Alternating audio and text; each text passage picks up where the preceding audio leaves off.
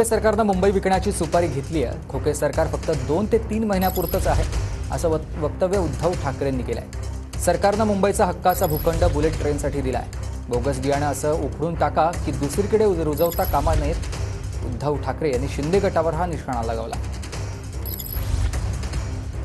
खाजगीकरणाचा विषय आत्ताचं जे खोके सरकार आहे, हे सरकार जणू काही ते मुंबई त्यांनी विकायलाच काढलेली आहे।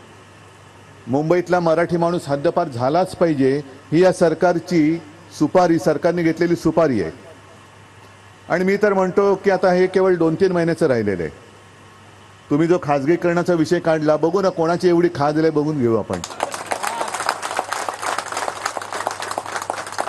येऊनच बघा काय खाजवायचं ते बघू, काय खाजवायचं तुमचं। आपलं सरकार पाडल्यानंतर पहिला पवित्र निर्णय त्यांच्यासाठी काय घेतला? मालकाची सुपारी घेऊन, दिल्लीच्या मालकाची सुपारी घेऊन तो भूखंड, मुंबईचा हक्काचा भूखंड हा बुलेट ट्रेनला देऊन टाकला।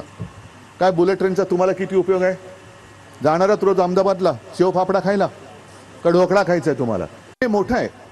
बोगस बी बियाणं तुम्ही उखडून टाकलं, मध्ये जे काय आमचीच चूक होती, आम्हीच ते पेरलं होतं, पण ते उखडून टाकलं तुम्ही। हेच काम याच्या पुढे सुद्धा करायचंय।